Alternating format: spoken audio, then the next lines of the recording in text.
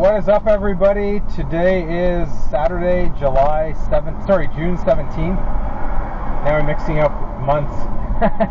No, at least I'm getting the day right.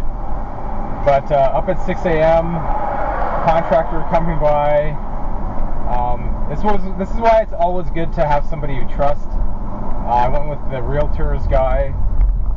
He gave me somebody to do some work on the house, and totally got bamboozled on that one. Yeah, even us lawyers get ripped off here and there.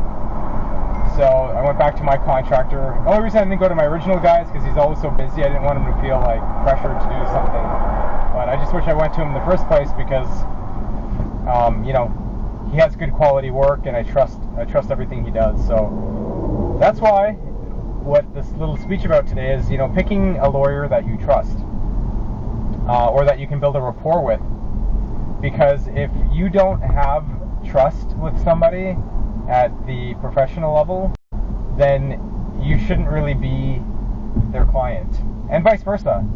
If I don't trust a client, then really they shouldn't be my client. I'll give you some anecdotes. I have many of them, obviously, as I've grown up over the last 15 years of being an attorney. The more grueling years were, I could look back on them now, and they're much more formative now in the future or present than they were back then. Back then, I just thought certain people were jerks, and I didn't know how to handle the way they were doing things, and I'd just stick around, feeling some sense of obligation. But now those days are over. Now I'm much better at just bye-bye. You can work with us and do what we say and cooperate with us and work with us as a team to get a matter resolved. But if you want to be adversarial and tell us how to do something that we do well, then bye-bye. So yeah, and this goes with everything in life. It's important that you trust people. So I picked this. I didn't pick this contractor. We had to get some things fixed at the house, and these realtors all have their own people in their pocket that they can kind of afford. I'm not going to blame the realtor, because I have to do my own due diligence. But I went with this one guy, and he says he was going to paint this room, paint that room, etc. And me, who's used to my own contractor, when somebody says they're going to paint certain things, I assume they're going to paint everything. And lo and behold, this guy paints parts of the things he says he's going to paint, and then suddenly baseboards are extra, and that wasn't part of the agreement. I'm like, why would I want you to paint wall when the baseboard looks like crap? Because the whole project is about making the place get to look prettier for sale, right? Just dumb things like that. I mean, I swear to God, after this guy was done, he was like, it turns out he was basically charging per square inch, but he was charging more than what an attorney would charge a day. I'm not even making that up. I'm not even exaggerating. It's like, suffice it to say, I fired him. But being a man of my word, I paid him his absurd amount. And this is why it's also good not to make decisions when you're under a lot of stress or you're juggling too many things and you can't think clearly, which I clearly haven't been able to do in the last few months. Don't worry, clients. I'm operating at full capacity on the legal side. Just all this house stuff has had me frazzled. I just had a lot of moving parts, but it's important when you have to make big decisions. Try not to do them when you're under a lot of pressure or stress, because your brain can't properly analyze things. Little known fact, the area of the brain that's responsible for decision making is the frontal lobe, and this is also true as well. You can research it independently. I'm not a doctor, but I do a lot of research just because that's how I roll. Is when you're under a lot of stress, your body goes into its own version of a fight or flight mode. Now, when your body goes into fight or flight mode, the blood literally drains out of your frontal lobe, the decision-making part of your brain, to go to another part of your brain to survive. And as a result of that, you cannot make good decisions, or at all. That's why a lot of people are, have you ever heard the expression paralyzed with fear? Well, that's a real thing, or deer in headlights. It's because, oh shit, I don't know you can't even make a simple decision because your body's only making the binary choice of whether to run or fight. And so with that being said, what happens in automobile accidents, now let's bring it to the automobile side. I know this started off as trusting people, but we'll get to that in a second. When you are in an accident, it sucks because after the fog of war is cleared and you go home, you start saying, why didn't I do this? Why didn't I do that? How come I didn't take a picture of this? How come I didn't get this witness's name? Because you can't think clearly. So don't beat yourself up. Because I've been rear-ended, and even and I do this for a living, and even when I got home, I was like, shit, how come I didn't do this? How come I didn't take a picture of the guy's license plate? You know, in the hit and run type of thing. Whoops, sorry about that. Anyhow, so with all that being said, what happens in an accident is you forget to get witnesses. You forget to take pictures, and, you know, maybe the guy that hit you says he didn't hit you, or he wasn't driving, even though you could have taken photos. The thing I hate the most, this is a bigger scam in Southern California than it is up in Northern California, is you call your insurance company or you call AAA to come tow your car because it's wrecked. And a tow truck comes, and you're in the fog of war, and you can't think straight, and a tow truck shows up, and you assume that tow truck that conveniently showed up right when you needed them was the one sent by a Good Samaritan or AAA or your own insurance company. And you innocently let your car get hooked up to them. They get you to sign something, and you're not reading the fine print. And, you know, a lot of them here in LA are extremely dishonest. They really need to change the laws and really come down hard on them. I really think they should be thrown in the jail. To be honest, I'm not even making that up. But these tow truck drivers with scanners and whatever will show up at intercept transmissions and show up as fast as they can to get your car hooked up. And they'll even say, yeah, I'm from AAA, or yeah, I'm from Mercury Insurance, and you innocently agree to let your car get hooked up. And what you don't realize is those assholes are taking your car to some body shop that they're in cahoots with. Now your car is sitting there collecting $110, $120 a day of storage fees. And then once you get your head clear in a day or two and you're talking to their insurance company, they're like, no, we don't have your car. We didn't take your car. And now you find out that your car is literally being held hostage.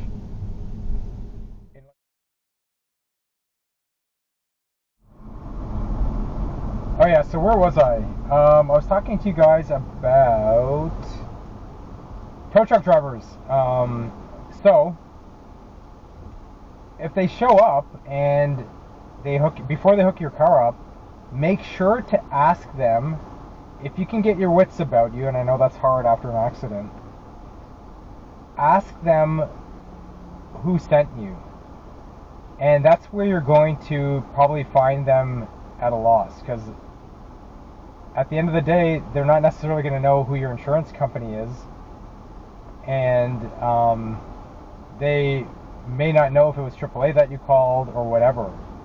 So make sure you know who sent them, and if it wasn't from your insurance provider or AAA that you called, turn them down. Please turn them down, because not only will you get hit with those storage fees at some random body shop that they're going to take it to, where they're in cahoots with the body shop owner who's trying to score your business or make money from your storage fees. You know, these guys also get paid, I hate to say it, by some law firms. They get paid by these tow truck drivers to bring them cases. So it's a whole racket. It's worse here in the San Fernando Valley. It's really disgusting. I really wish they would, change some laws to, really come down hard on these rackets, because it's really not fair how these people in accidents are taken advantage of. So I highly recommend making sure with the tow truck driver now, if you don't have any tow truck driver, make sure you also know where your car is going. It is your car, just so you know. They can't unilaterally take the car wherever they want to without your permission, which they do all the time, but they do get you to sign off on things, and it makes it a bit more complex to fight later, because they can say, oh, you signed this, even though you have no clue what you're signing half the time. Maybe you're concussed, who knows? So, you know, make sure that's all squared away so you don't find your car stuck at a body shop and you don't feel like your car is now forced to get fixed at a body shop that you have no interest in getting your car fixed at. If you have a brand new Mercedes and they brought it to some random body shop in some industrial park with 1-star review on Yelp or whatever, and it's a brand new car and you want it done by Mercedes or one of their authorized dealers, you know, they put you in a bind where what happens when 10 days later they're like, well, we're not letting your car out of here until you pay the, you know, $2,000 storage fee. And then what happens is a lot of people just feel coerced, or they feel like they're stuck and they're like, okay, I don't want to deal with this. Let me just let this body shop that I have no clue who they are do some shoddy workmanship on my car. So please be careful with who's hooking up your car, and you can dictate where that car goes, and make sure to square away all the fees. Ask the tow truck driver, how much are your fees? A lot of these guys will charge $500 to $800 just for the tow. Again, you don't know any of this often until it's too late and your car's hooked up, and now you go to retrieve it at the body shop and there's this tow fee tacked on. You're like, huh? Often your insurance company will take care of a lot of that, meaning they will pay off some of the storage fee and the tow truck driver, etc. However, you can see the other problems that arise with respect to, you know, your car just being stuck at some body shop you don't want your car to get repaired at. An alternative in some cases, and I'm going to talk about this in a future video, an alternative is to tell that tow truck driver, if you don't have AAA or your own insurance, you bought some crappy insurance, they don't have tow coverage. An alternative is for you to have the car towed to your own home, because at least there are no storage fees. Because you might not think the storage fees are much, but believe me, I have seen some astronomical bills from clients that have tried to handle this stuff on their own. Then their vehicle gets held hostage, and they come to us. They're like, oh, I'm just realizing how hurt I am. And we're like, well, where's your car? They're like, oh no, I just found out it's at this body shop. We reach out to the body shop, we find out it's racked up thousands of dollars of bogus storage fees. You know, so anyways, that's what I wanted to talk to you guys about today.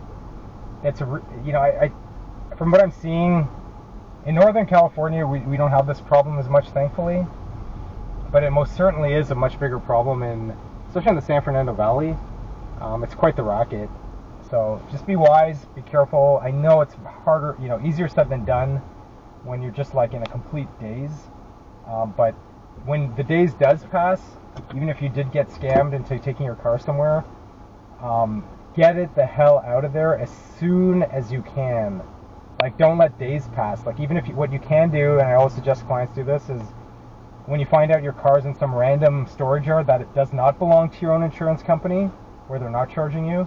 So let's say it is in some storage yard where they are charging you, and or a body shop where they're charging you a daily storage fee for your car sitting there. Call AAA to get it the hell out of there, or make sure your insurance company sees, you know, can tow it out and put it in one of their yards if it's totaled, or back to your house. And do not reward these body shops. Please do not reward them with, oh well, my car's already there. No. And I'll talk again about this subject in another video, because this one's getting a little long, but in California, you have the absolute right to take your car and to have it fixed at any body shop of your choosing. Briefly, your insurance company, if you're going through your own insurance company, will give you some recommendations for who their providers are. The guy or girl that caused the accident, if you're going through their insurance company to do your property damage, they will also recommend their list of body shops. However, just so you know, legally in California, you have the absolute right to go to wherever you want to go. It does not have to be at the body shop of the either of the insurance companies choosing. And I'll elaborate more on that in the next video. So that's all I wanted to talk to you guys about today. I'm about to go do some furniture shopping, and that's it. I took the day off today. It's a Saturday anyway, but I've just been I feel like I've been in a tornado mentally for the last week with all these moving parts and legal things and family stuff and house stuff going on that I just needed a day to just sit on my sofa and do nothing. And you know what? Best medicine ever. I will see you guys later.